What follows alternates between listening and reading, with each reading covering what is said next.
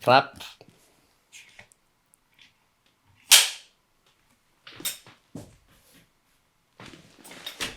Gwen, Hi, Kun. welcome. Thank you. Straight from Texas. Straight from Texas. Picked you up at the airport. Because the trains weren't working. I came by horse. You came by horse, of course. Yeah, okay. I'm so happy you're here. Me too. Thank you. Yeah, I don't know how to introduce you. Personal friend. Yeah. Amazing person. Yes. Little star Thank on my you. path. Aw, yeah. No, I've always been like very, very impressed with you. Like, I really like you. And yeah, like, how did we meet? Through Jennifer, through Brussels, Yeah. partying. Hey, like our meeting anniversary is coming up. It's this month. Halloween. I was just thinking that today. The first time we met, for the longest time I didn't know what you looked like. Yeah, that 'cause was you had so- this Cleopatra wig. I had like a purple Cleopatra. face and white wig, so you had no idea what I really looked like. Yeah. I was Ursula, actually. That's All right. that Halloween. That was a good night. It It's was. a long time ago already, you know. So, and I know you're like you've really found your path, I think. Now, Yeah. because I was thinking about it yesterday. Like, how do you describe your role now? Like, what is you're a fitness instructor? Or? Yeah, dance and fitness.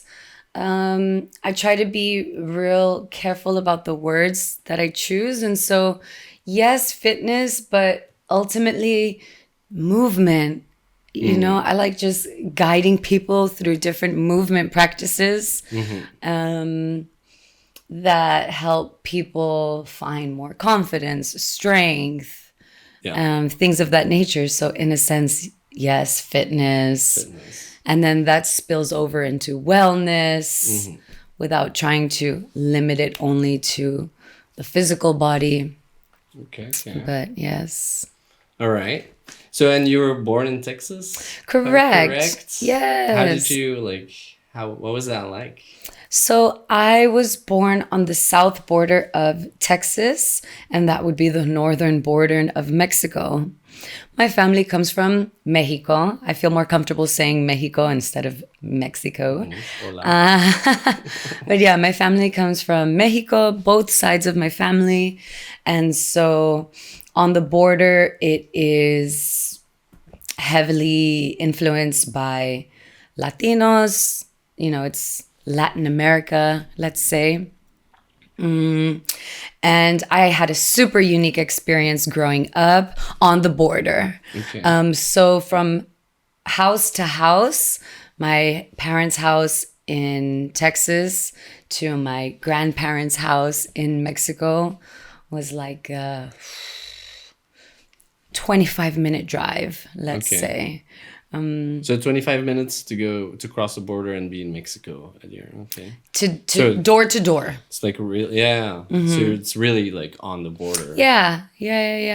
And I mean, it's true. Like it can be really dangerous. Of course, more on the Mexican side than on the US side. But this was just normal for me. You know, growing up, we would cross the border daily. And then depending on the current situation, sometimes we would cross weekly or every other week. But yeah, Was it easy to cross, or is it like a hassle? Depending on what kind of... Getting into Mexico is easy.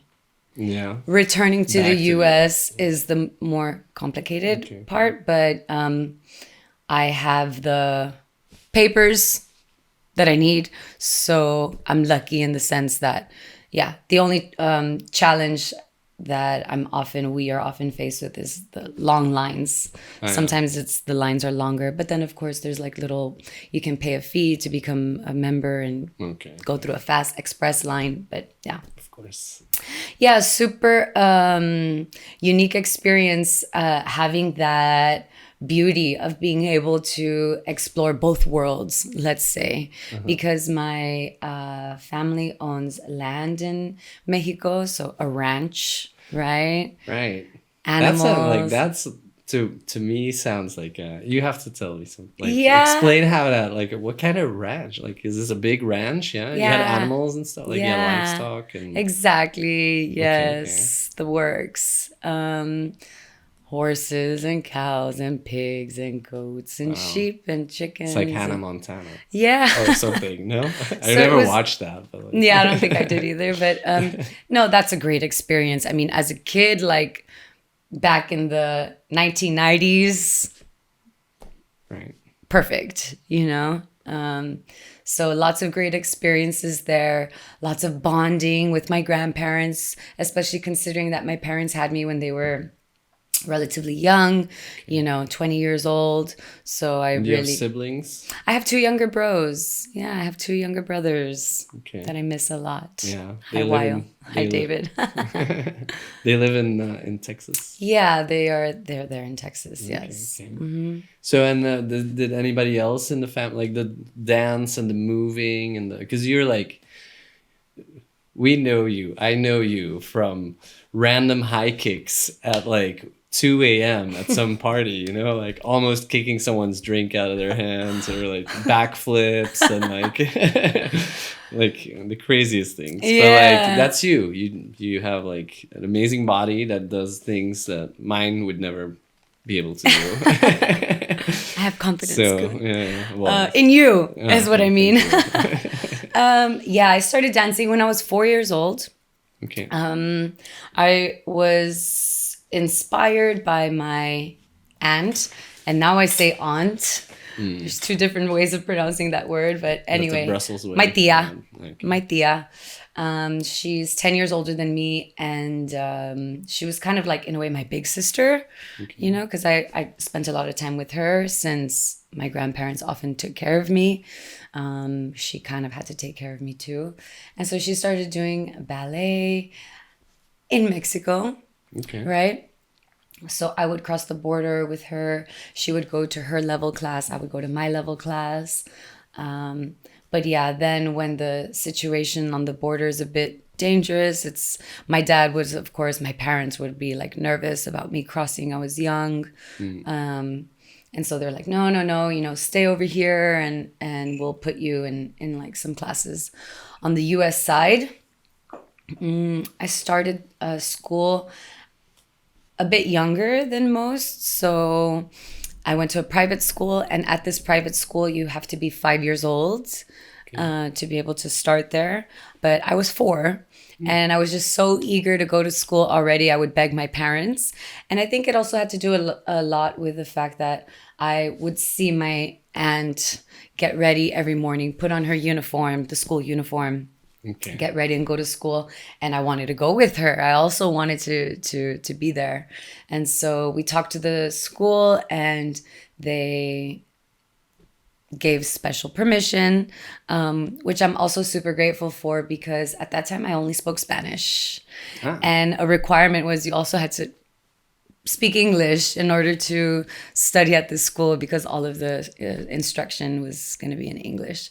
And so I just learned English through communicating with my classmates. And this private school did not have any sort of dance programs. I was going to have to do that outside of the school. But then after a couple of years, I started studying at the public school. And public schools in the US have a lot of extracurricular activities. So think cheerleading, dance, football, basketball. You didn't have that in the private? No. They don't really have that? No, they don't really have that. Because I've heard it's very different, the whole private school, public school. Like, it's not so like, it's not like that here in Belgium, I think. Right, like, I've noticed that I'm sure here. You have private schools, but like... Right. I don't know. Yeah, like, it feels like most schools are almost public schools. I mean, private school, you got to pay for it. Yeah. Public schools, you just have to live in a specific zone to be able to attend. And which one did you prefer? Like the public or the private? I really liked my public school. Yeah, I really did. It was bigger. There was more activities, and it was just like a super special time. Did you have I a good remember time? more. Did you have a good time at school? Like, was it a good experience for you at Fantastic. school? Yeah. Yeah. Really great. Really good. Super positive. And there was where I began my dancing journey, let's say. So I auditioned for the drill team or dance team, and it's related to cheerleading. Cheerleaders do more gymnastics, aerobatics, let's say. Whereas the drill team, dance team does more just like pirouettes and things like this. Okay. Yeah. And so I was in this dance team. Wonderful experience. Getting to bond with other girls my same age. So that was really nice. And it continued from there, really. Like, the sponsor of the team, that's the leader, let's say, or the organizer, sponsor, we use that word. She told my mom, like, hey, you know, your daughter did really great, because they score you on different categories, and you at the end you get your score. You can see what your strengths are and what your weaknesses are. It's like a class too, It can be considered, but they take it very seriously. You know, in other words, like, not everybody who wants to be part of the team gets to be part of the team. You do have to audition.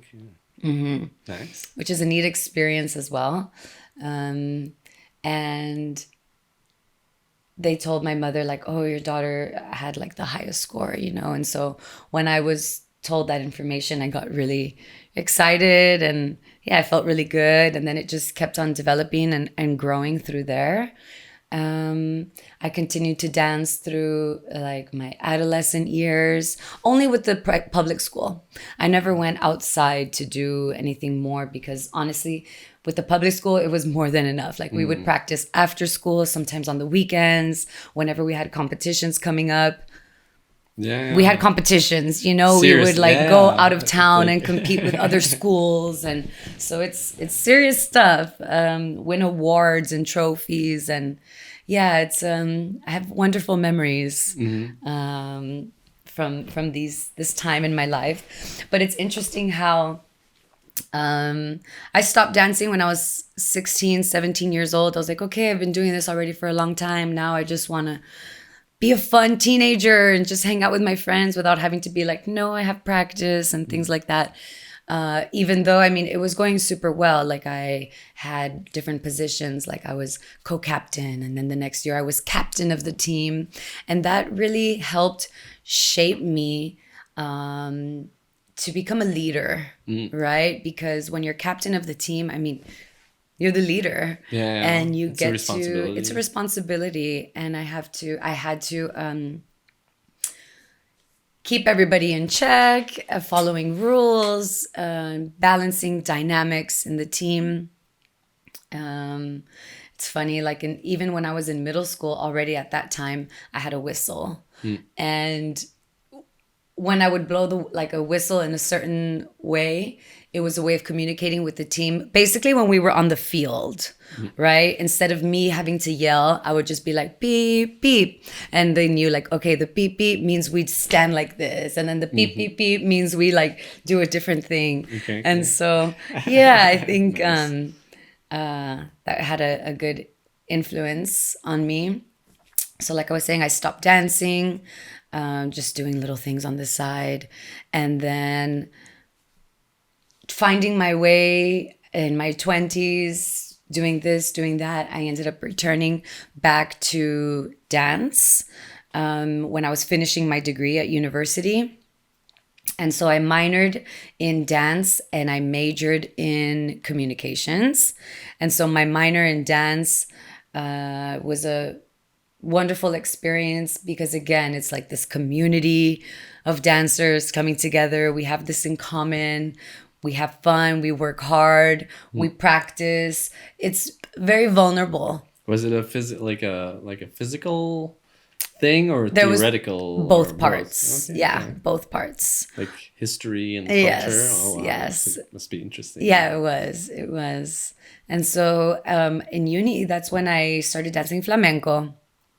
And I don't know if you've ever watched a flamenco show, but it's super passionate. Yeah, well, And it's not properly, I think. yeah. But Vilvoorde is pretty close, and they have a very big Spanish community. For some reason, there was like a big influx at some point. So when I was in primary school, there were always like a bunch of Spanish kids, and they have like the Spanish celebrations here in Vilvoorde. And it's like actually something that you like. I should take you to. You know? Yes, please do. Like please I think do. every year they have this big complex, and then it's just all Spanish. It's like you know, like with this giant paella, like kind of. Oh, I love it. Yes, yes, That would yes, be great yes. for you. Let's organize that. Yeah. Yeah. So, but the flamenco and that stuff, that's what. Yeah, and so I mean, I studied it at that time, not necessarily with the intention of pursuing a career in it. I just knew that I loved it and I was passionate about it and good at it. So I was like, yeah, I'm gonna do this. It's offered and it's a match. That was like to prepare. That education was to prepare you to be a professional dancer, or to like, or. You can do lots of different things with it. It's very open, maybe. It's rather open, yes. Okay. But I did it anyway because it was there and I liked it and I just seized the opportunity, let's say. Mm-hmm. And when I was finishing my bachelor's degree, at that time, I, of course, was thinking, what am I going to do after this? And I don't know if I've ever told you, Koen, but I wanted to work on a cruise ship as a performer. Oh. I went on a cruise with my family. We watched a performance. And I mean, I love watching dance. I get lost in it. And so I was like, ooh, I'm super inspired. I can do this. It's a great way to work and travel at the same time, meet people. And so that's the direction I wanted to go in. But I was offered a job in my hometown. That was also something that that I've always been interested in, which is health science, right? So in high school, I was in a special program where we studied health science, like outside from the traditional core subjects. Okay. And my first job, like I also worked with my family in the family business, but my first job on my own was a dental assistant. Oh, really? I was a dental assistant. Ooh. Yeah. I got really lucky that I was like 17 years old and oh my God, I'm trying to imagine you. Did you have like the little I was in scrubs. Scrubs. I would wear scrubs. Yeah. They're super comfortable, by the way. Yeah. Honestly, they're the best. Yeah. And easy. You don't have to think like, what should I wear? This one. True. You just scrubs, throw them on, let's go. Yeah, so that was my first job. Then, I finished my studies. I wanted to do this cruise ship thing. Then I was offered this job from a friend from school who had also been in this health science program. And he stayed on that route. So he's like, hey, there's this company that I work for. We're looking for people. I remember having a conversation with you. If you're interested, come and let's see. And so I thought to myself, this is rare when an opportunity comes to you without you having to seek it out. And so I checked it out and it was actually pretty good. So I accepted and I started working. Well, I interviewed, passed. But this was a company for home health care where therapists and nurses are sent to your home and you receive the treatment in the comfort of your own home, right? I was doing operational work at that time, but it was still good to be immersed and still a part of the health world. Yeah. But I was living in my hometown on the border, and this was after I had already moved away and lived in Austin, Texas for some time. How far was Austin? About 3-hour drive. Okay. We drive in Texas. And like, what was the area that you lived in? Was it very rural, or like, was it like, did you have a big city or like a? Austin is a big city. Yeah, it's the capital. Big, but like, but like, did you have like a smaller city closer to you or something? Like when I was in Austin or my hometown? No, your hometown. Yeah. Or was it like a little village with like? It is not a big city, but it's not a village either. No. It's a growing city. It's on the border, and so here there's lots of import and export. So it's known to people who work with like trade and NAFTA and things like this. But as far as like people traveling there as like a holiday destination, no. And there's only one university, one community college. So okay, well, that's already something. Yeah, I think. But I would say everybody knows everybody. It's still small enough on that scale where like everyone knows everyone, you know? Still small town vibes. Small town vibes. Exactly. There we go. Okay. And so I missed living in Austin because it's just another world, like bigger, busier, people from all over, you know, festivals and yeah, it's just a great fun life.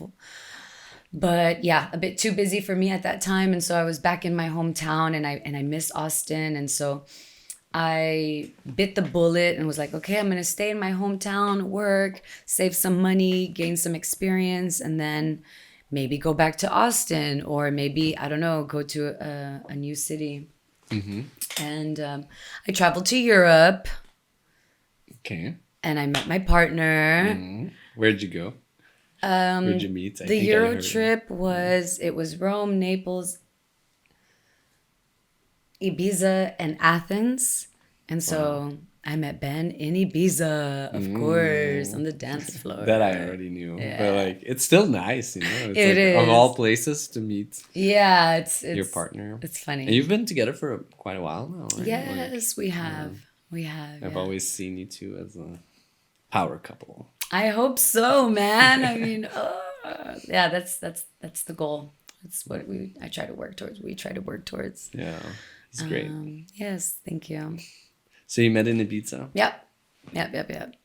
And then, you know, we did the long distance relationship thing for some time. And since I already knew that I wanted to leave my hometown for the second time, I then had another opportunity, but to not just leave my hometown, but to leave the country.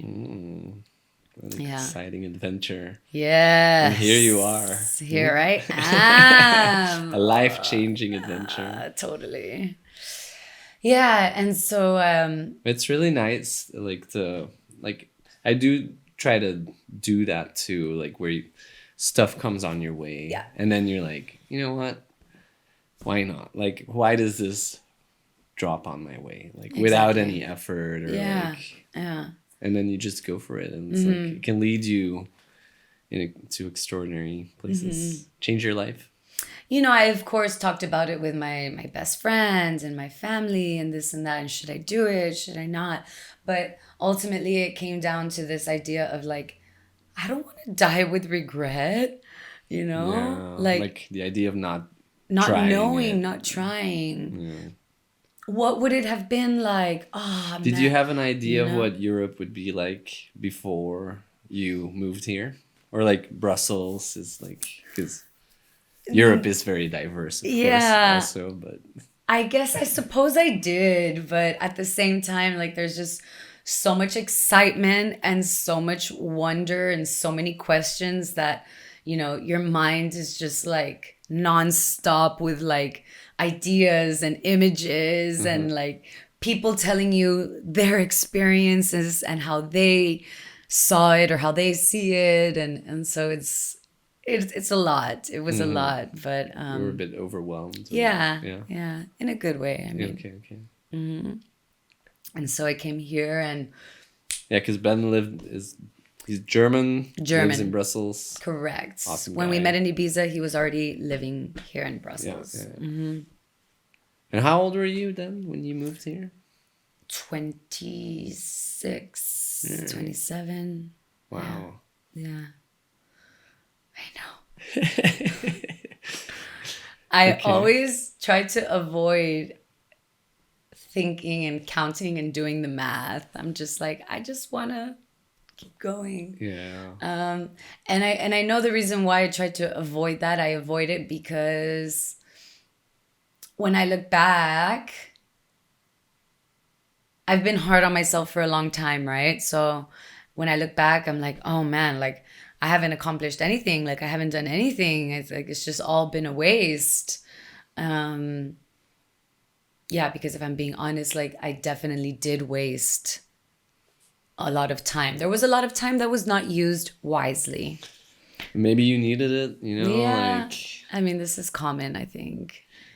Yeah, it's like I know, like, yeah, I know from our conversations that it hasn't, and I can imagine it hasn't been easy to, like, it must have been a huge culture shock, like, Yeah. or like a change in surroundings, way of like how people are, how the culture is, how the language is and stuff. So, and you were very young, so it's like, Yeah. I'm not surprised, but then also like if this is where you start and this is where you're going, and if it takes you, like, if you go like this and like this, you're still getting there, Exactly. like, and then Yeah. this, like, the slow part was maybe just the slow part that you needed, Yeah, like, yes. And so I try not to be hard on myself or I think negatively. I try to have some compassion, I know more now than I did then, and I just want to be grateful. But yeah, so, I came out here and I'm like, where do I start? Where do I begin? What do I do? And so I went through a stage of, yeah, being rejected and just by Belgium or what, or like yes, yeah, by Europe. maybe by Europe. Trying to work, trying to get, like, you're also like, you're an American from Texas, which is also like a very, very American place in America, I think. Yeah. If there's a a difference in how American they are, but like I think you kind of also carry that with you coming to Europe, right? Absolutely. Like the image, the reputation, the history of the US, even though we know you don't have anything to do with this, but like, right, maybe in day to day, yeah, there was you could get some negative or particular responses or something. Yeah, it was definitely an adjustment to get used to how things work here, because I was expecting for things to really work very smoothly. And it was far from smooth. So I managed, I persevered, I stuck with it. Of course, there was like ups and downs, maybe more downs than ups when I first started, but I think that's, especially considering the fact that it was in a way spontaneous, not part of a plan. I know some people really like plan their lives and at least know the direction that they want to go in, whereas I was, But what were what were the downs then? Like, was it like finding a job or something, or yeah, finding a job, like can't be finding friends, because you're like the friend hub. I know, Yeah. always meet people everywhere, like, yeah, always meeting bringing people, connecting people. Yeah, I love doing that. And I have a desire, and I love meeting and connecting with people. But I did find it hard in the beginning, actually. Yeah. It wasn't super easy. No. Took me some time. Well, I noticed that, Ben, my partner, would introduce me to his friends and his circle, and everyone seemed to already be like established, and I was finding myself. And so I just felt like, oh, I don't resonate with these people. I was in a different mindset. I was more like, okay, I'm looking for work, I'm looking for a visa, I'm looking for this. And so it just, yeah, if anything, I was searching for people who were in my position, because when you can relate, that's when the bond is like really there. If you're not relating, you kind of need that in a friendship, I guess, too, like, or in your social context, just for somebody to easily understand. I have it a little bit too with like like being a freelancer, being your own boss, it's great, but also it comes with so many struggles that people that work on a contract basis that have been like, I have a friend who switched jobs like a couple of months ago for the first time, and his other job was his first job, so he's been doing this for like 10 years in his first job, which is awesome, but like it's so far from my reality. Yeah. So like, yeah, I don't know. Okay. Yeah, so that was the journey in the beginning, navigating, struggling, Searching. And then so because I was eager to work, because I'm like, okay, as soon as I start working, I'll meet my colleagues and I'll, befriend them. And then from there, it'll, kind of ripple. So I was eager to work, and I saw that there was a demand for teaching English. And I thought, okay, well, I can easily get qualified to do this, and I can get the ball rolling and start doing something. And so I did this intensive program, and I found work, and I started teaching. So I was like, okay, this is good. But then I noticed that, it took me a while to notice these obvious signs. But I was not happy. I was not doing well.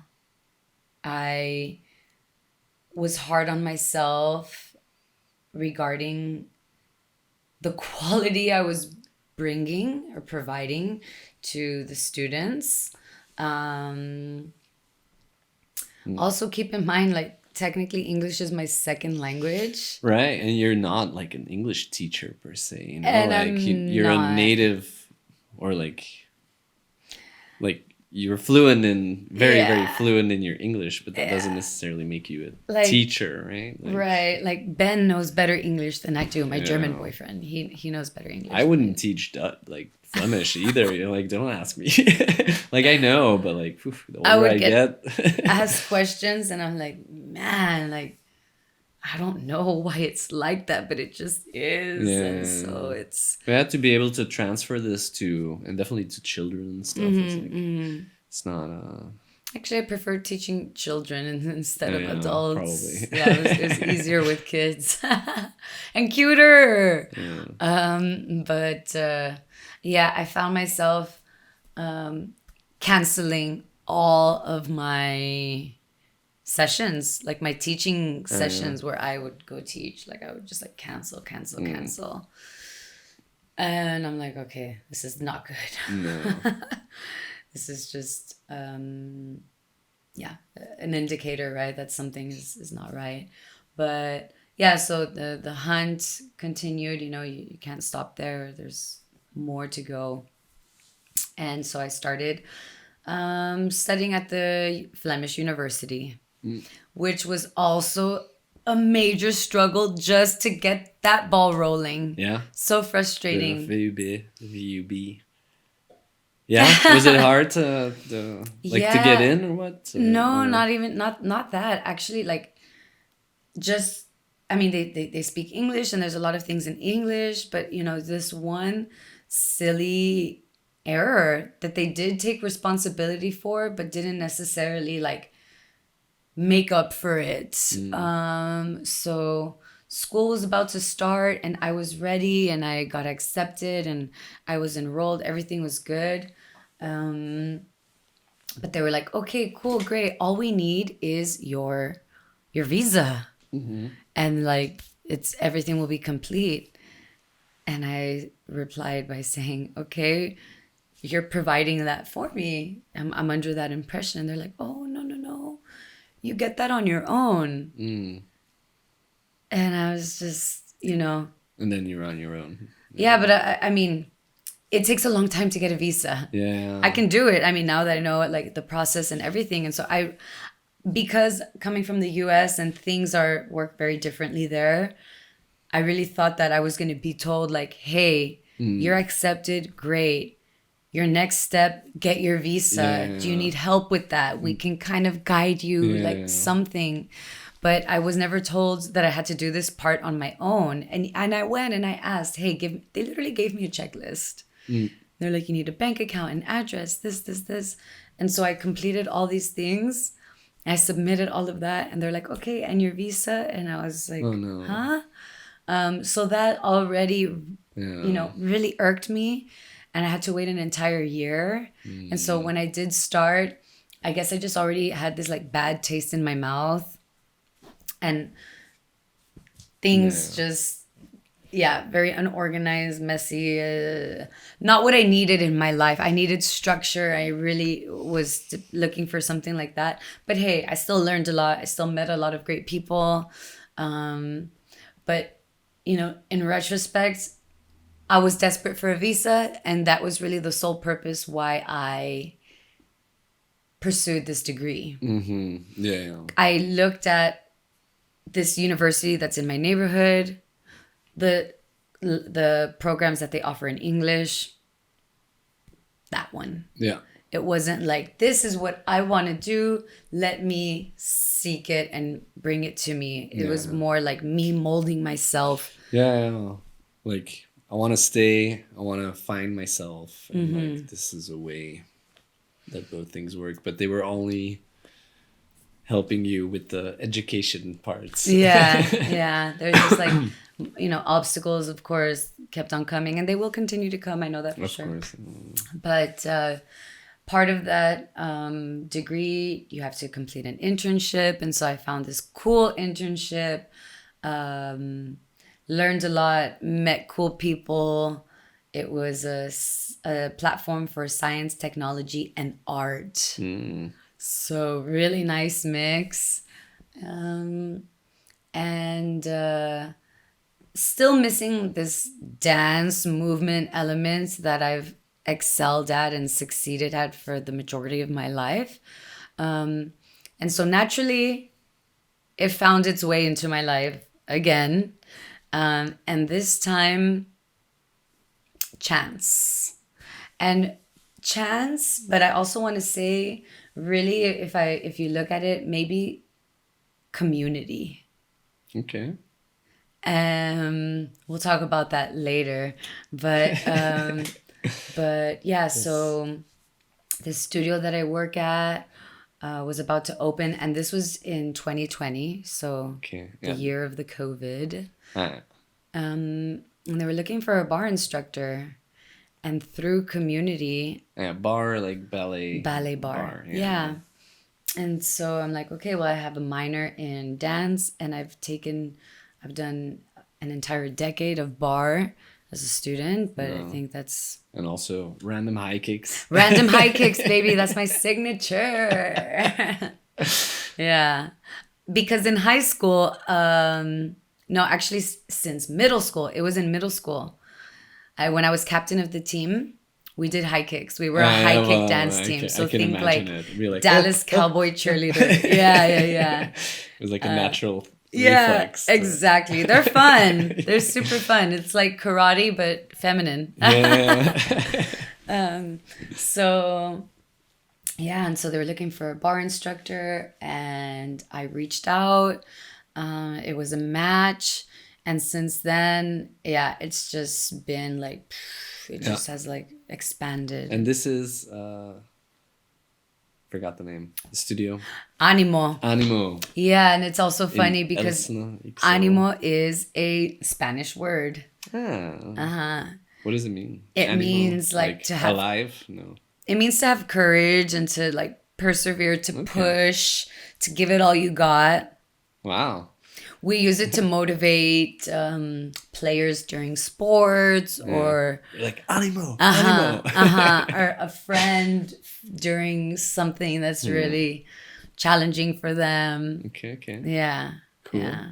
So then you started as a instructor for bar. Ballet bar. Yeah, it's like a ballet-inspired fitness class. So there's no... dancing required. We don't use ballet shoes, point shoes, or anything like that. But we'll do pliés and first position, second position. Some long ballet arms, focusing a lot on the posture. It's kind of like ballet without the big show that you're no working tutu for. Yeah. Also. Unless you want to, why not? Yeah. Sure. Yeah. Okay, and that's that's the thing you do at Animo, or do you do other? It started with bar, and then we developed this other class that focuses on the core and glutes. Okay. More of like a Tabata style class. What's bar that? is like low impact. There can be higher impact bar, but Tabata is similar to HIIT, high intensity interval training. Okay. Yeah. So very intense. And, Like some explosive cardio. Yeah, exactly. Okay. And then from there came along the cardio dance, dance cardio. What's that? Like, I know nothing, like. You know Zumba. Zumba, I've heard of it, yeah. It's like this. Okay. Like Zumba. I guess, like, there's a whole spectrum of those kind of movement disciplines, or not. Yeah. I mean, ultimately, Zumba, I think, focuses primarily on reggaeton music. Okay. Whereas cardio dance, you can dance to other types of music. So, all right. Yeah. And sometimes it's nice to dance to something different, just to kind of change it up or make it enticing or inclusive, let's say. Yeah. But it's like nice if you like reggaeton, but like it's great if also... you like reggaeton. Yeah. All right. Okay, and you found you're like, well, it seems like you're,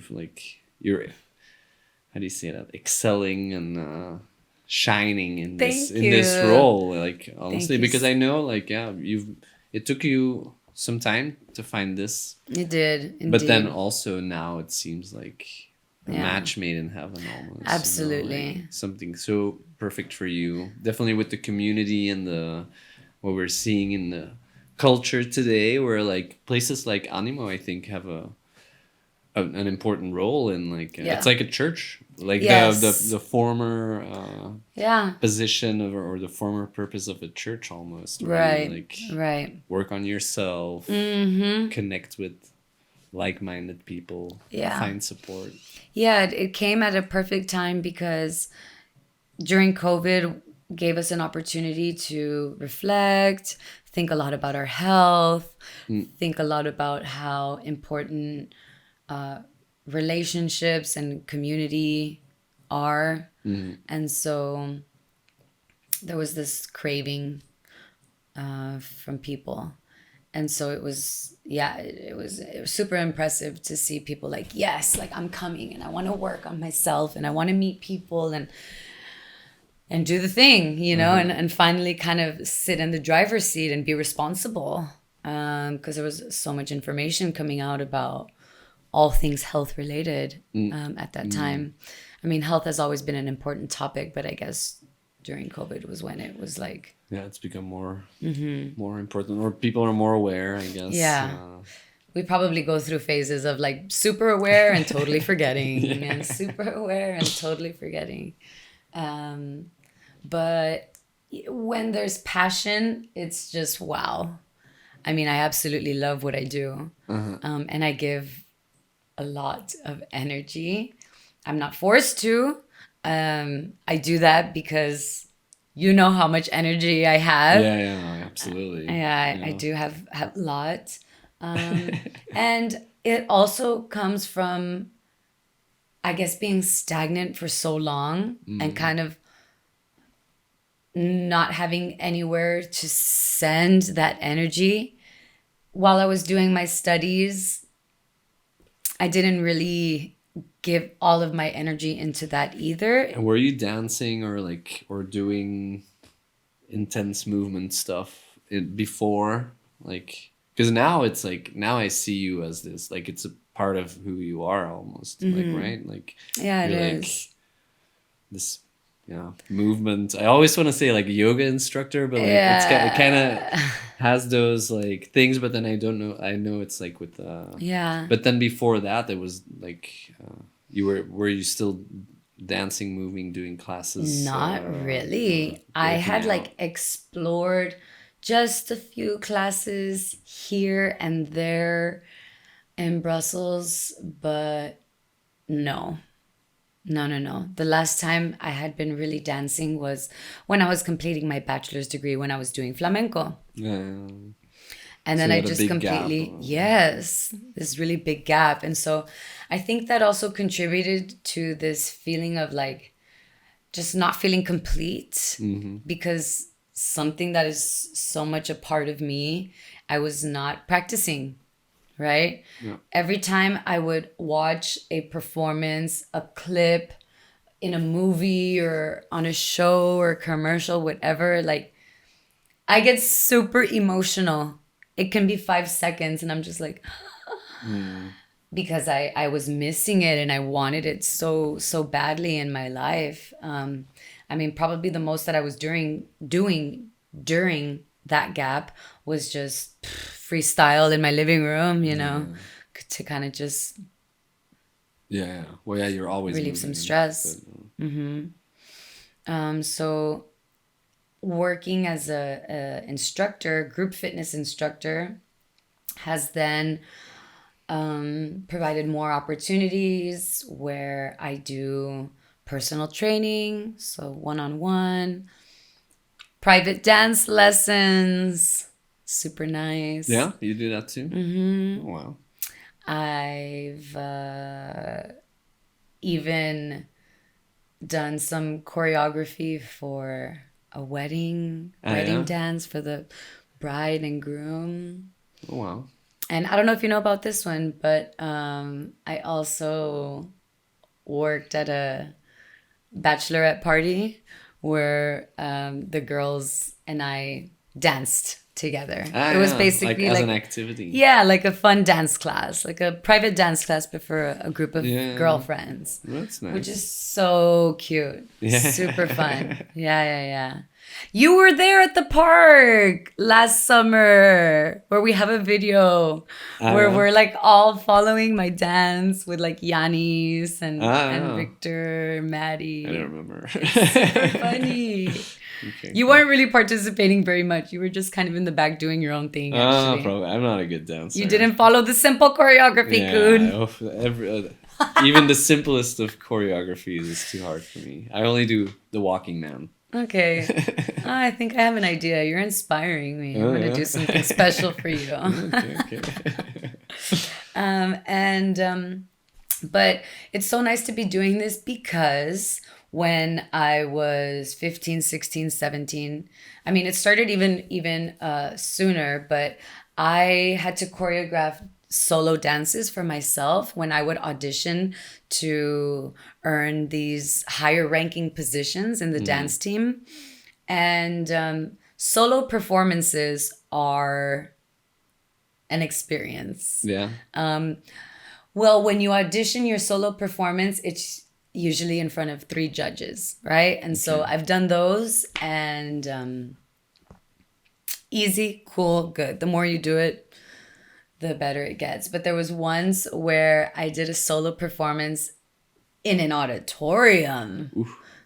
Like huge.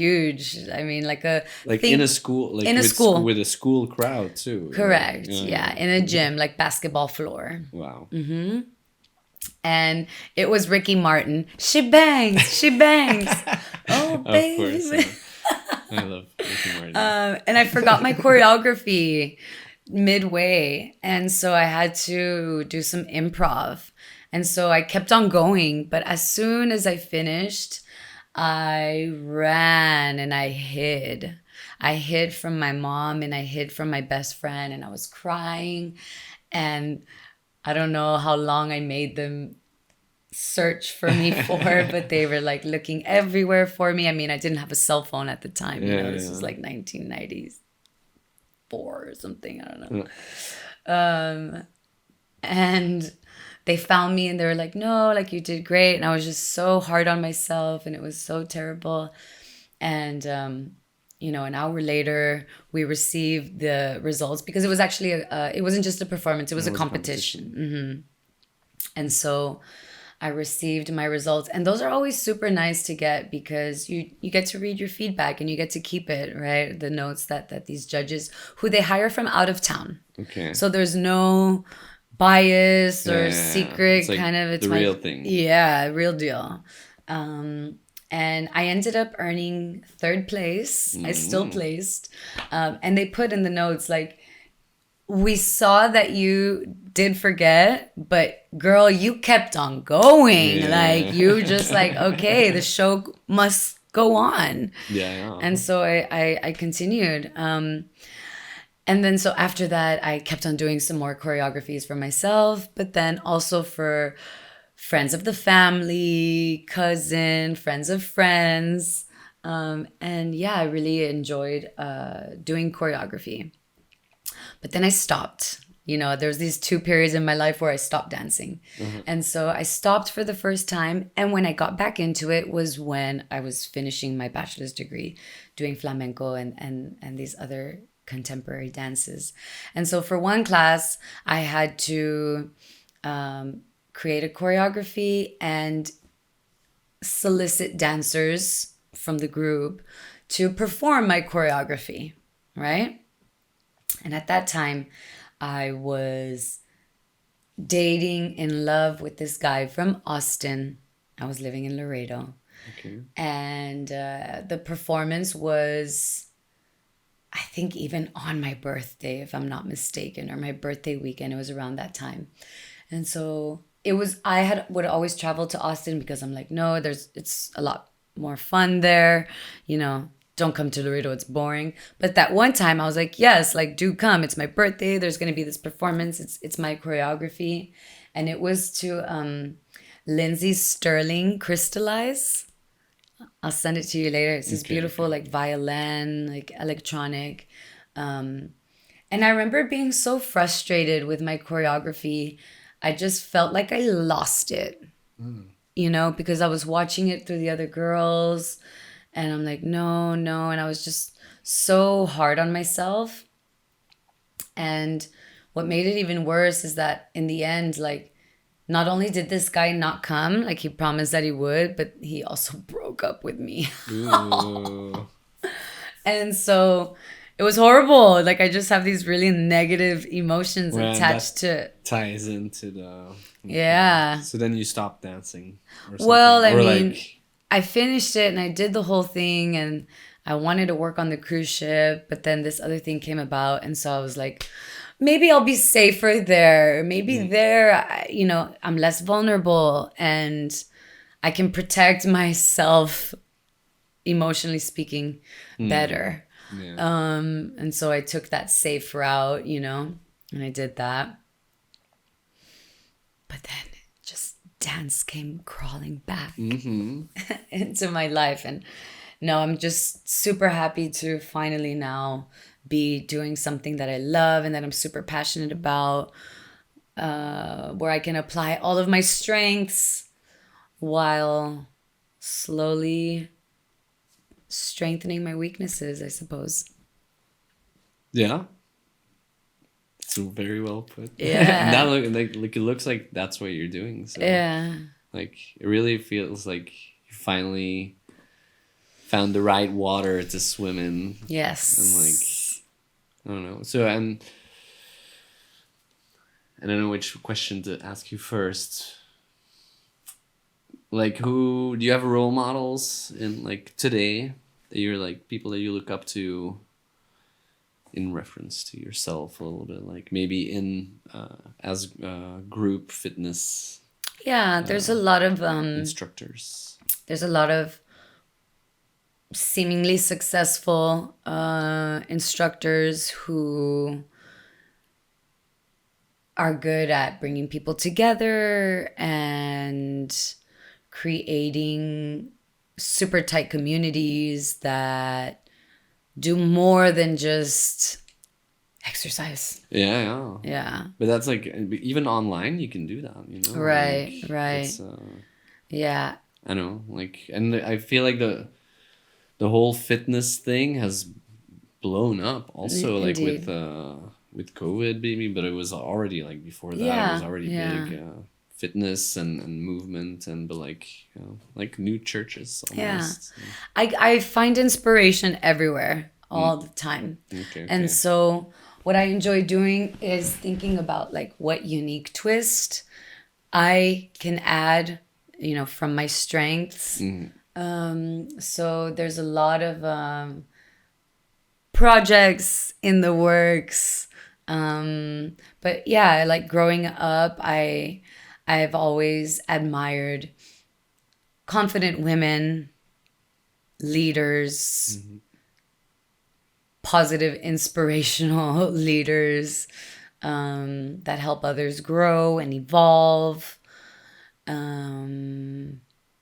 no specific, like, there's no people that you can say like, oh, that's like, or that you've seen what you do, but like, you know what I mean? Yeah, I don't know. Maybe I want to keep it vague because I also a huge part of my childhood was in church, and that's, you know, you mentioned church earlier, and so growing up in the church at a young age, I started witnessing, you know, people being vulnerable, talking about their problems, or, you know, secrets or things that they're finally like releasing to feel lighter, healing, people coming together and just like, hey, like you have this sickness, you're suffering from this ailment, like,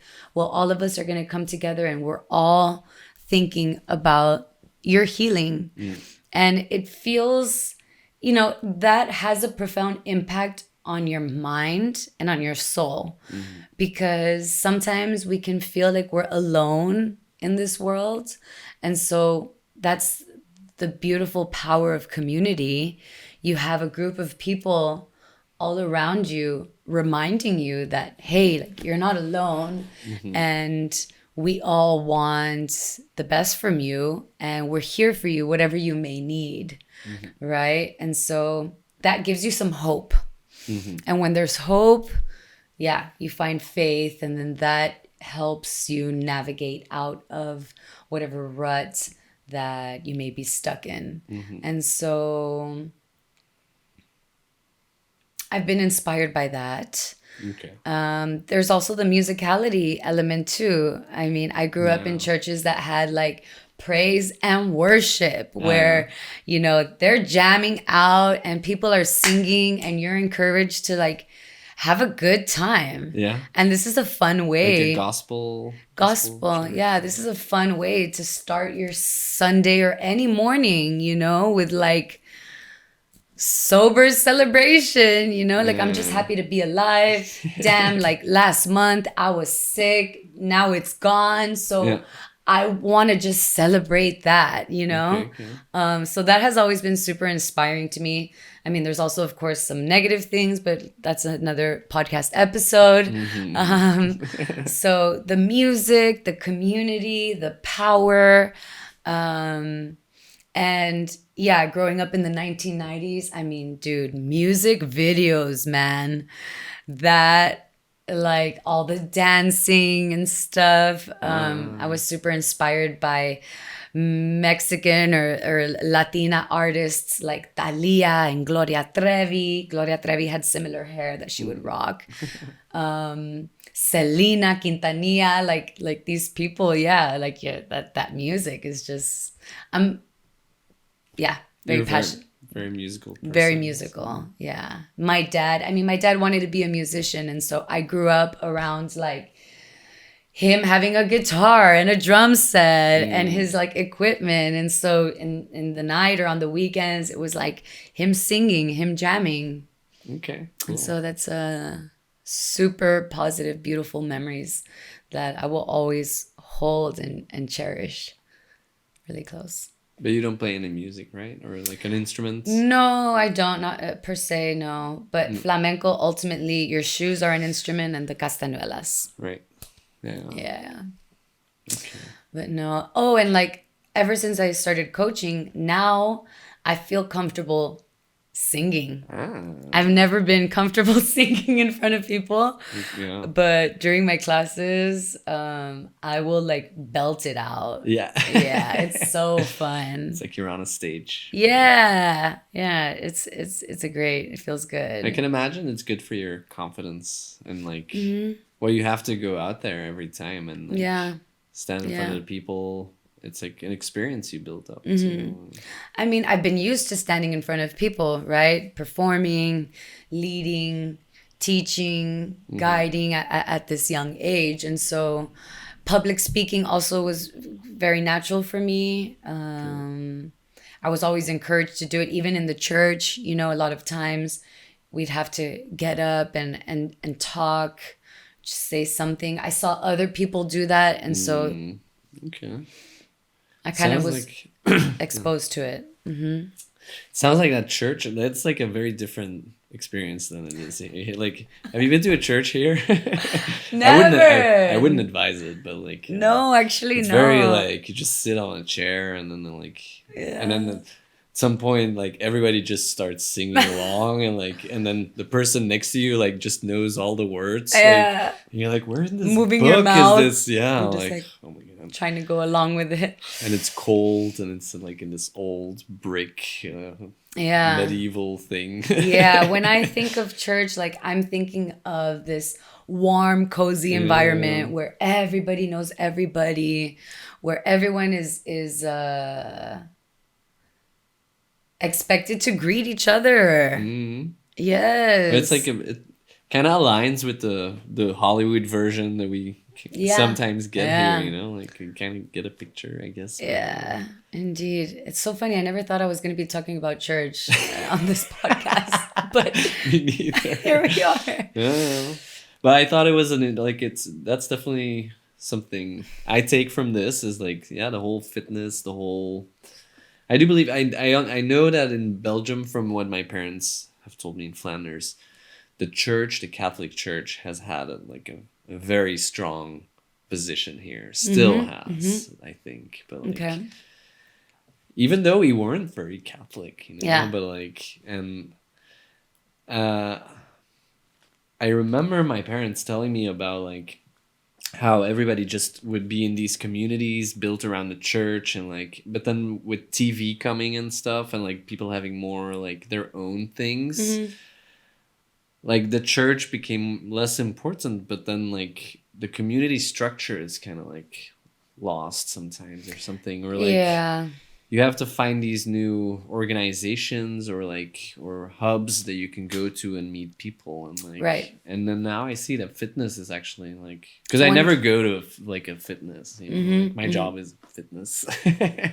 I think, but I might have to reconsider it sometime. There's group fitness, and then there's of course, you know, on your own, like there's some people who just do the walk, do the bike ride, solo kind of thing. Well, yeah, I don't sit at my office like 8 hours a day per se. You know? Like I have days that I'm carrying a bunch of material and like equipment, and you know, I try to take the bike and stuff. I try to move, but I think it is good to have this consistency to like be able to go to a spot where you have a plan, maybe also or a structure. Yep, there's loads of benefits. Like I can list so many other fun things that people don't normally think of when they think of group fitness. You just think a workout. Right. And that's it. Yeah. And sometimes it can be simply just that. But maybe sometimes the workout is the detail or something. There's a lot more elements that maybe you don't go for the workout always. Right. You probably go for the people. Yeah. The instructor. Yeah. The music, the feeling after. The feeling after. Yeah. People watching. Yeah, you never know. There's a lot out there. One other role model, or one concrete role model person, I will tell you. My great-grandmother. She was actually, both of my great-grandmothers were still alive when I was born. Because my parents were young. So I had my grandparents, and then my great-grandparents. And so my great-grandmother, Esperanza Mejorada Salinas de la Rosa. Okay. Always incredible name. The Spanish is like, it's like a poem. You're like creating this visual in your mind, right? Of like something so. She was a fashion designer. Yeah. She had her own atelier, let's say, in Mexico. And so I spent tons of time with her too, Really? But not just her. So it was awesome because her house was connected to her shop that was connected to her atelier. Okay. So all in one, right? So I would hang out next to the mannequins in the window, pretending I was a mannequin. You just People would stop and be like, wow, look at that dress. And then I would be like I would move. And then, yeah, being in the store, she sold dresses. So it was only dresses for young girls, for adolescents. Think quinceañera and Holy Communion, formal events. Okay. So my closet was just, I had all the dresses I ever wanted. And working at the store was cool and cute, being young, being able to go behind the cash register and like watch this transaction or help people around the store. I mean, just being able to have access to tons of dresses. That's like a girl's dream, right? Yeah, and to see how it works and see or how it maybe works. subconsciously. I would go then, I would get bored, then I would go to the back and hang out with the ladies and their sewing machines, watch what they were doing. Wow. I would go to the wall that had all of these ribbons and lace and little flowers, and I would get a glue gun and come and like put things together. And then my great-grandmother would be there like drawing a design of a new dress that... And she's a big inspiration, a role model. Yeah. So I've always had a knack for color, vibrance, expression, femininity. Yeah. Yeah, these things. Okay. What are your like ambitions? What are your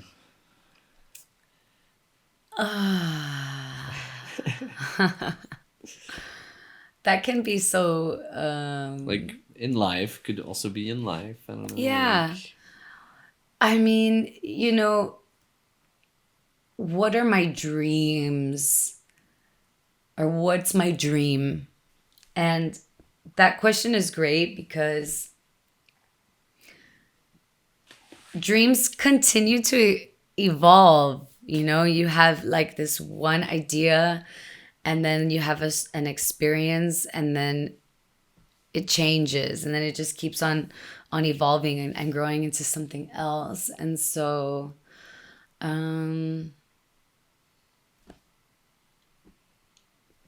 I've gained a lot of momentum. And I want to continue using this momentum. Like I'm at this unique point where, man, it's being built. Like I'm here, and so I can really do a lot. And so I would like to stay on this health, wellness, community path, using movement, using communication, but then anchoring myself in certain pillars, and the pillars that resonate the most with me. One of them is nutrition, but not in the sense that most people would imagine. So I had this fantastic upgrade in my life, let's say, based on this information put together, discovered from a French biochemist, Jessie Inchopé. I think that I'm saying her last name correctly. Okay. The glucose goddess. I always thought I was healthy. right? And I just thought I had this high metabolism. But I noticed like when I would get hungry, it was an emergency. And when I was in that emergency mode, an ugly side of myself would come out because I would just be irritable and annoyed and frustrated. And I just desperately need something. And okay, whatever. Like my body would not feel well. And like a low blood sugar. Yeah, exactly. And so, but man, there's so many delicious things to eat. So like, who wants to cut out chocolate? Who wants to cut out pasta? You know, like that stuff is delicious. And so why I love Jessie so much is because her premise is eat everything you want. You can still have it all. Just do it in a structured way that helps your body manage your glucose. And so I was like, you know what? This is super interesting. I'm going to give it a shot. Started it. And I'm so happy. I feel peace. Oh, yeah? And I know like even my relationship with my partner is better because I used to be mean like to him, and it's just not fair. And it's also over something so silly. So, you know, so arbitrary, like being hungry. Yeah.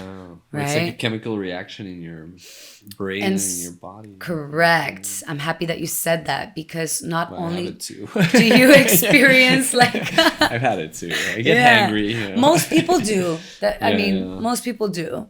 And so I want to help Jessie spread this information because it's so life-changing. It's so simple and it's so life-changing. And it's easy and there's like just no pressure and no punishment. There's no need to punish yourself, you know? But it's also not per se for weight loss or what? You do end up losing weight. Yeah. And so that's a nicer way to approach weight loss. Yeah. Yeah, it's just a more holistic way. And so maybe one of the main reasons that attracted me was because I was listening to a podcast that she came out on where she explains that she was suffering a lot mentally. Think anxiety and depression and things like this.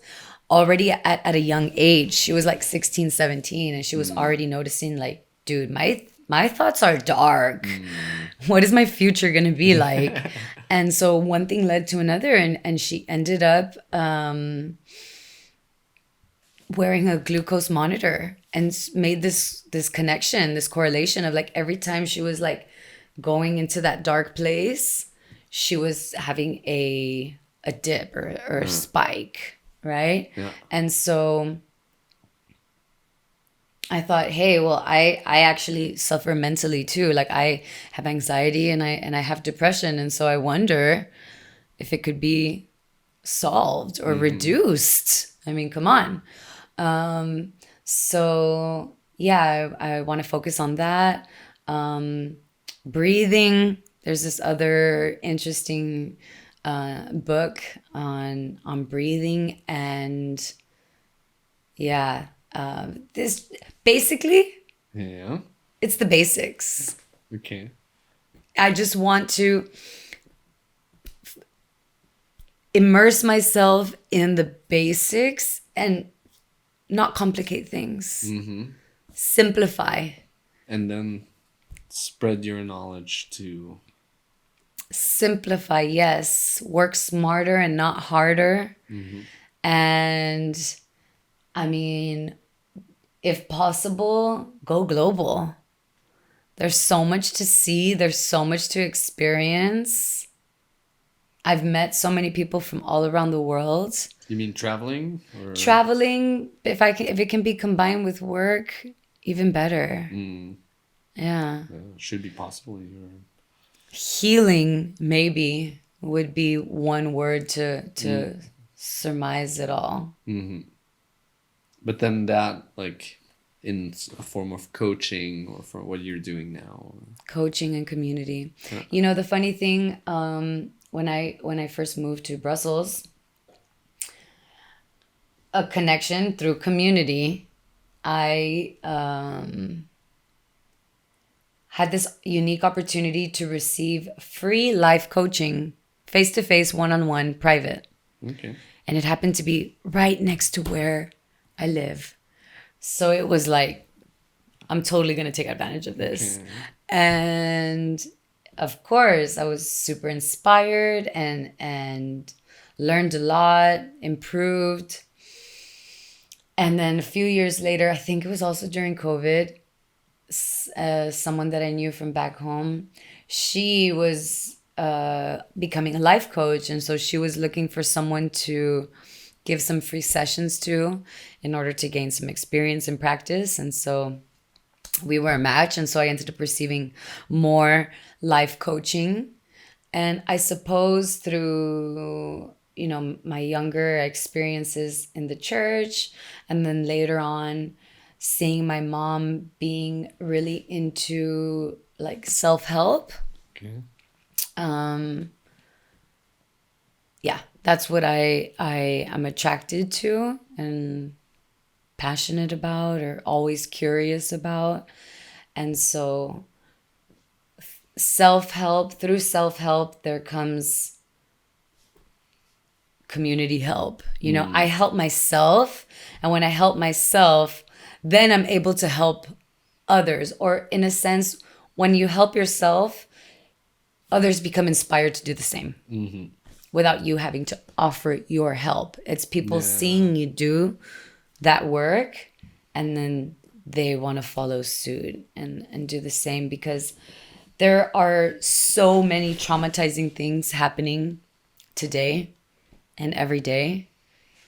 Always has and always will be. Mm-hmm. And so I think every person has some sort of level of trauma, some pain. There's something that we try to avoid, and making this world a better place can come from doing this inner work. Mm-hmm. Yeah, I'm absolutely I'm absolutely a believer, I think all the foods we eat and stuff, it's like we think it's normal, but like honestly, like we should just be eating like carrots and like raw stuff too, like everything's processed. It's not good, like right. More fruit. I hardly eat any fruit. Like I eat fruit with my kid Louis, but like if it wasn't for him, like I would really have to move myself to go eat fruit. Because it's less convenient than like a waffle or some snack that's like packaged in the cupboard. It's like less the fruit convenient. Goes bad if you don't eat it, and then. I mean, basics, baby. We're talking oxygen. We're talking water, hydration, sleep. Sleep, yeah, absolutely. Quality of these things will determine the quality of your thoughts. Absolutely.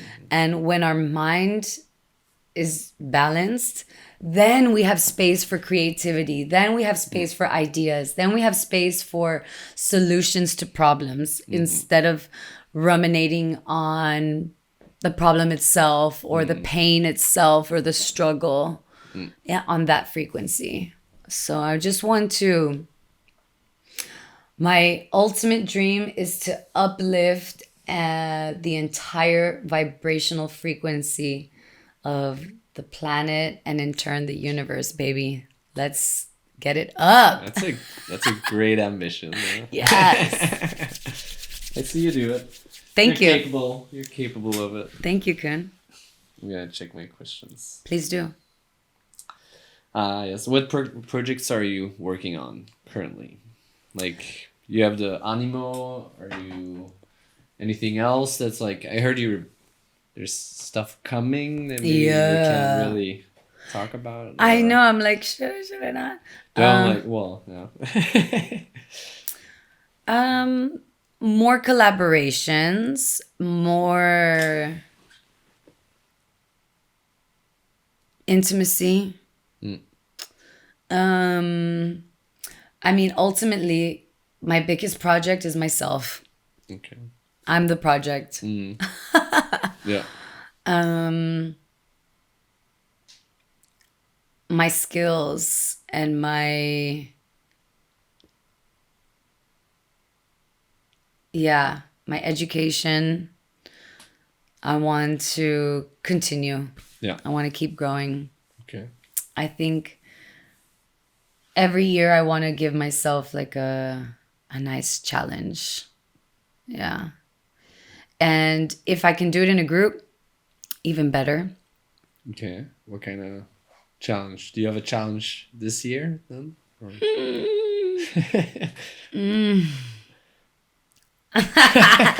One or that I is put this- for myself or one that life threw at me? Whichever one you want to share. Oof. Or like what kind of challenges? Yeah, like is it something you say like, okay, I'm gonna run a marathon, I'm gonna start a podcast, or is it something else? Like you're talking about it's something else. You know what? I'm gonna give you a small one. Okay. I want to finish Like, one. if people have been listening so far, here's your little Easter egg. Oof. Honestly, it's the basics. It's the simple things. If you think I have my shit together, I do not. Well, same here. For anyone who thinks that I might have it together, I don't. I want to get my basics back in order. And so that's a morning routine, an evening routine, and my daily habits. I was doing really well at a certain time in my life, but, considering the fact that I'm a human, things fluctuated and, ups and downs. And so I just want to regain more control, let's say, so that I can really practice what I preach. Because, I'm full of ideas and I can be super inspirational, but I think it's important to be aligned with those values, with what I preach. Yeah. And so my birthday is next month.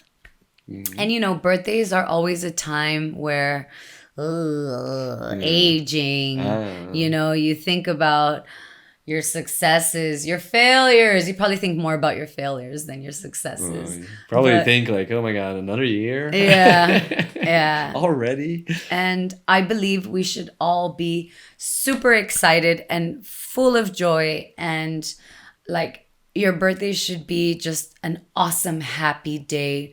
Whether you're turning 40, 50, 60, whatever year you're gaining, it should be brought with just so much excitement and anticipation, because that kind of sets the tone, And I've had birthdays where I'm sad or I'm down.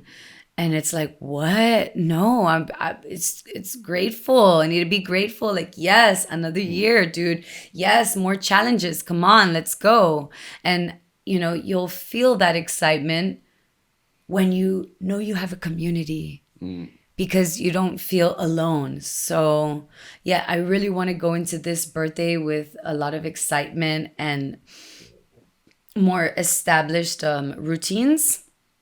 Okay. When my routines are established, then that will liberate me to work towards these big projects and goals that I'm working on.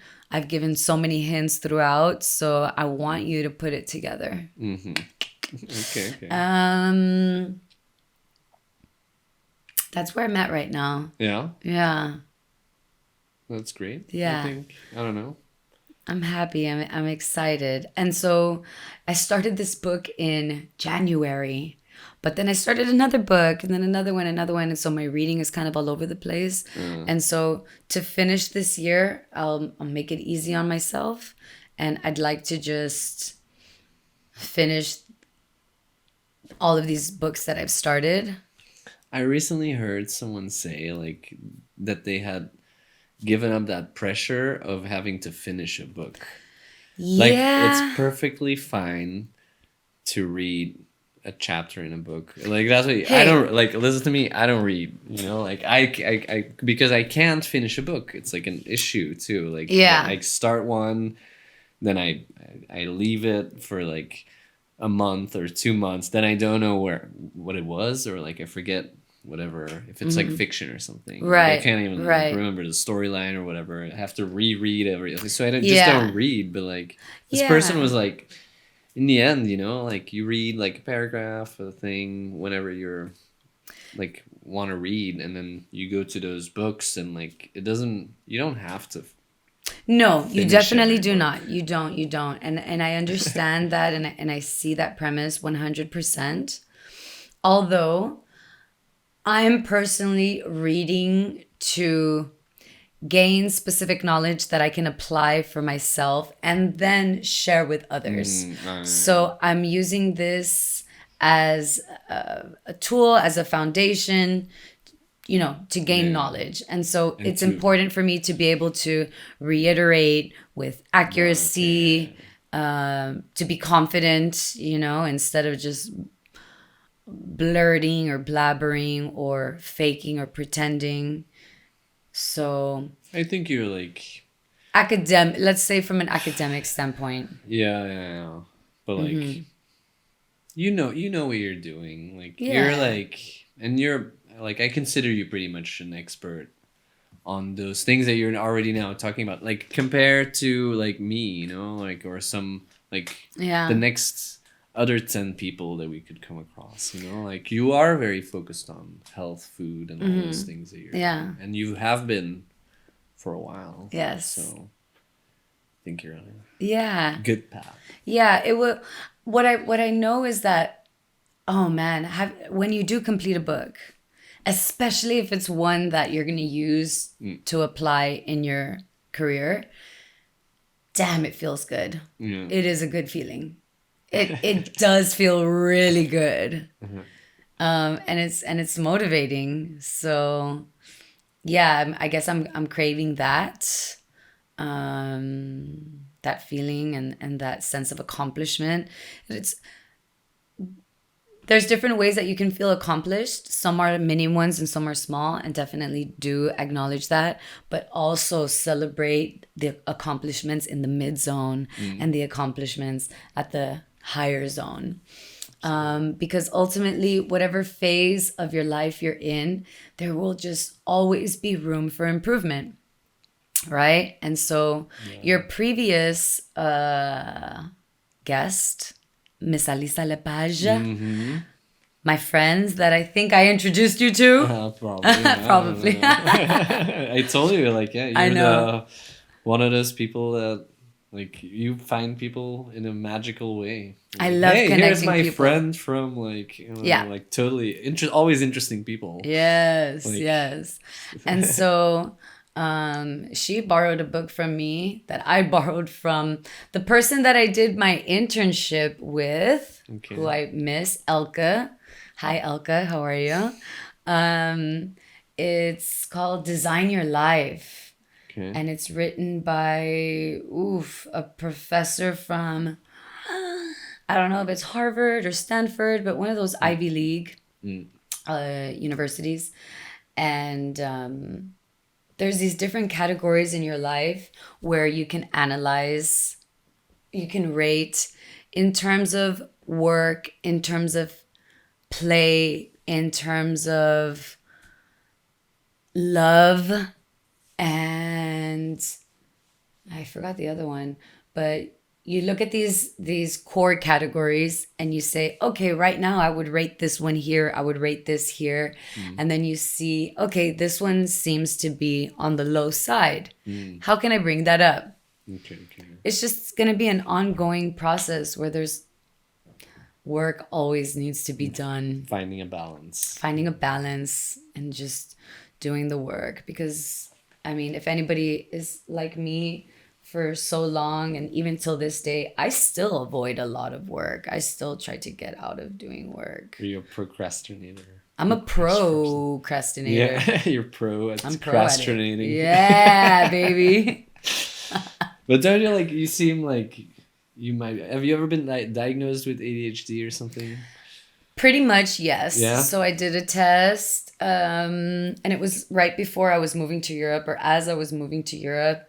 And I took this test with the doctor, And he was like, oh yeah, like flying colors, girl. Like, congratulations. You didn't even have to come into the office. Yeah. Could have seen and it. He's like, but for the meds, he's like, you're about to go to Europe. And so this prescription wouldn't even serve you. So go do this process over there. Okay. But and did you? No.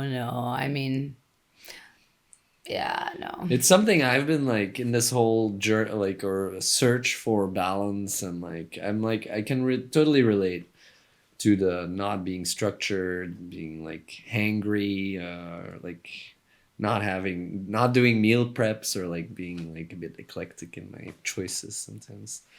But I really think I have ADHD or something. I have never been diagnosed, never had any meds. But like even just understanding or like accepting this for myself, even though I haven't been diagnosed, already helped me. Like in just being less hard on myself too, I think. Right. Where you're like, all right, it's this thing, and then now I can see it as a thing that I'm like, I'm trying to get better at, instead of how am I just so bad at all those things that seem easy for other people, like going to the grocery store and like getting all the stuff that you need, and not just like a bunch of stuff that you don't need, or eating, like not skipping lunch because you forgot to buy food or exactly. And so this is super common. This is like across the board. I think 99% of listeners will probably be like, yup. And so what I believe in is, dude, let's just take it back to the basics. When you do it as a community, you have more motivation.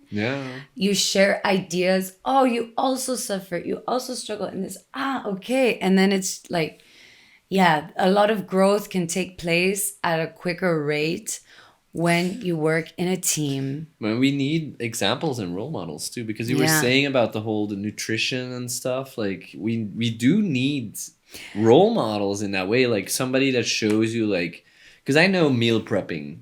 Like I've heard it 1,000 times. Sounds great, awesome. I want to do it, but how do I do it? Like, of course I can go look it up, but like, it always takes someone that you can relate to, or somebody that actually has a good explanation or a good example of like, do this and this and this, and you're good. And then you start.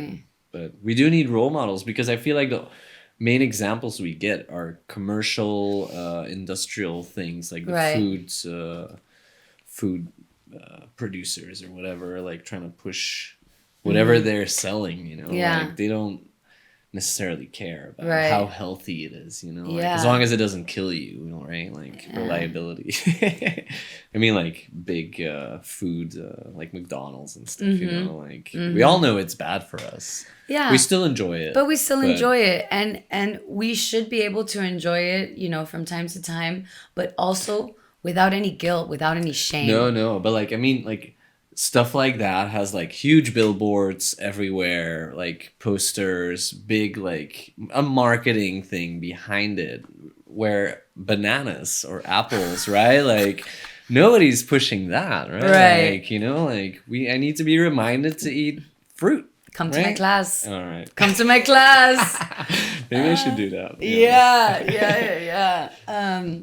And so when it comes to these things, like, so I'm also just so fascinated by the brain, our brains, and the mind-body connection, and how the brain works, and how we can keep our brain healthy or get it healthier. And so, not only is it going to be the basics, but being aware of your environment and your surroundings, and whether intentionally chosen. See, because you either intentionally choose something, or if not, life is going to decide it for you. And so that default that a lot of us have experienced, that default, if you reflect on it, you'll be like, oh, yeah, the default is not so great. It was that default setting where I was just kind of barely getting by. You know what I mean? Yeah. And so phone usage, screen time, like now I'm so in love with wearing earplugs. I'm so sensitive to sound. Like I took a train to come here and I almost wasn't going to bring my earplugs. I was like, am I going to end up using them? Like probably not. Dude, at the train station, it was awesome to wear them because I mean, yeah, the trains are loud, but the announcements like super loud. And You get overstimulated. yes, there's like it's so I'm realizing the importance of getting that stimulation in because hey, it feels good and it's awesome and you kind of get a little bit of a high, but then also balancing it out with It's a lot of stimulation sometimes. we're constantly our brains are not used to this. Our brains were not because you live in the city, I guess, like you kind of get used to it a little bit. Yeah, or but like, no. But sometimes I'm here for like days. Yeah. And then you go into some crowded space. I'm like, what is this? Why am I Right. like, I don't want to be here. You know? Right. Like, Exactly. Exactly. Yes. okay. So yeah, just being mindful and noticing and honestly something that I this is the one thing I'm super proud of for not having lost. Granted, I skip days, but I always go back to it and it's journaling. And journaling is great because it's so cool to go back to your old journals. You know, you're at home one day, maybe, well, whatever, you're bored or something. And so it's super neat to go back and just open whatever page and like read what you wrote from that day. It's cool. I like having this. I love having this. It's a way of slowly writing your own book. Yeah, and then expressing yourself on a piece of paper, materializing your ideas too. Yeah. I think is interesting. Yeah. Like you're like, because you have these thoughts sometimes, and then you write them down, and like you can't write them down like the way they're in your head, or at least for me, it's like No, it's it's- like okay, now you have to put this into a sentence, you know, and then you can kind of assess it more. It's a good thing, you know. Like Yeah. we need advertisements for that too, you know. Exactly. Exactly. Yeah. Have you journaled today? Have you journal? Let's write something down. Okay. Yeah, it's They're a good tips practice. and good advice and good like things to Thank you. focus on. Yeah. I hope you can spark a bunch of people and influence and Yeah, let's- inspire. Yeah, my momentum will then, you know, carry on and I want to offer it to others. It's accessible. It's there. It's there. Okay. Do you have any Yeah, so last message or like yeah, I do have something you wanna one. I do say? have Okay, one. okay. And so you came prepared? you know, I didn't actually know. It just happened as during this recording because I'm thinking about, you know, the clients that I see on a regular basis and who may or who may not listen and so if I'll just get straight to it. So ultimately, for those who attend my classes regularly know that I am super passionate about one thing, and that is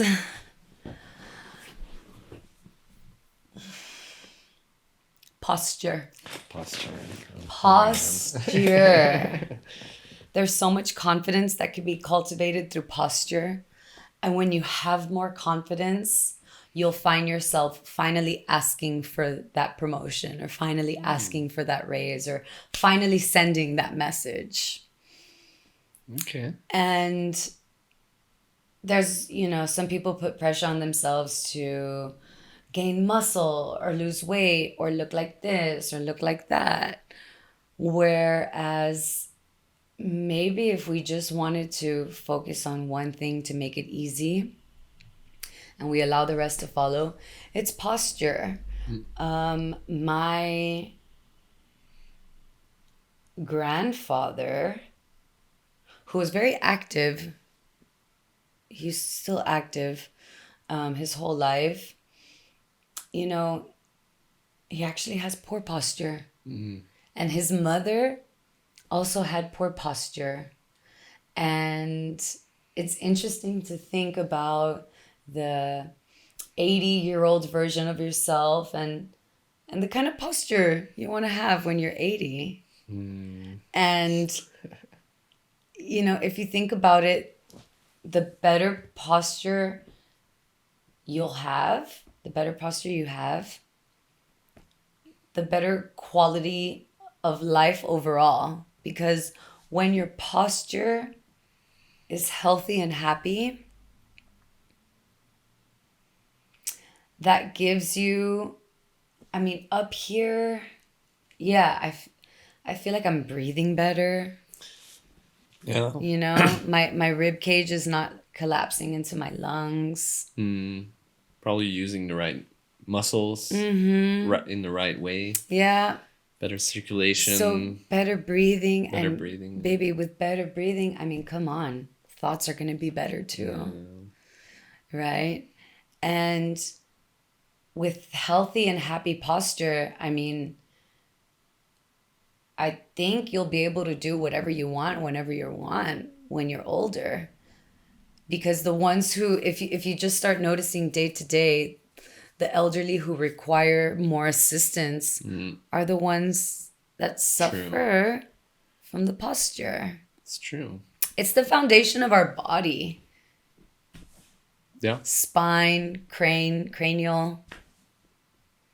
And so that is what I'm passionate about. Okay. And that's one of my long-term goals. And your message and my message to the listener. Yeah, so I'm pretty sure to have that better posture. Yeah, I'm sure that at this point in the podcast, whoever's listening probably was like, "Oh, yeah, oh my God!" Like now they tell me, I've been sitting. No, but it's nice because now, I mean, dude, take a look up, take a look around. Like, there's so much. It's true. Yeah. Yeah, like neck and stuff. Neck, that's totally baby. Right. Mm-hmm. Should invest more effort into simple things. Yeah, like simplify it. Because you know what? Maintaining healthy posture, it's a workout. Yeah. It doesn't look like a workout. You're not doing crazy anything hardcore, but you're using these muscles that help support that posture. And so it's tiring. Yeah. And so maintaining that posture is also discipline. Right? And when you can practice discipline with your posture, then you can practice discipline with other areas of your life that could benefit from having a little bit more discipline. Start simple. Keep it attainable. I think that's great advice. Thank you. I think that's a really good thing to end. Yeah. And I have to thank you, Koen van Buggenhout, for inviting me. With pleasure. I'm so grateful to you because this is just another way of getting out there to inspire, to create, to connect, to cultivate, to share, to learn and discover. And yeah. Did I already say inspire? Well, you can say it. You can't say it enough. Yeah. No, but with pleasure, like you're one of the people, and I have a long list. That's the crazy thing. That's what really motivated me to do this too, because like you and like Alyssa, I know people that have something that shines from within. Like I just see you're gonna go places. And honestly, I think happy to share you with my network or whoever is listening. Yeah. But and it was really interesting to hear where you come from too. You don't always have these conversations with your friends. Right. Hey, now tell me how you grew up and stuff. Exactly. No, it's also super special because I know that in 3 years I'm gonna look back and listen to this podcast or watch clips from it, and I hope that it will be super cringe. Yeah, I do. Yeah, actually. I do, because I recently celebrated 3 years of working as a dance, fitness, group instructor, personal trainer. Yeah. Movement, mamacita.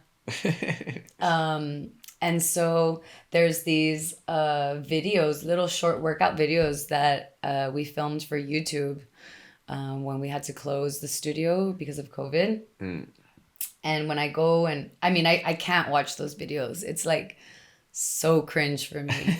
But at the same time, I got to be super grateful because I'm like, wow, like I've grown and I have that evidence, like hard evidence right there. Like, look at that. Look at me now. Like, oh. So it's nice to have this and beautiful to have done this with you. So thank you. I'm so grateful. Thank you. Thank you very much. That was it. RaKonteur, ladies and gentlemen. You ready? Hand clap.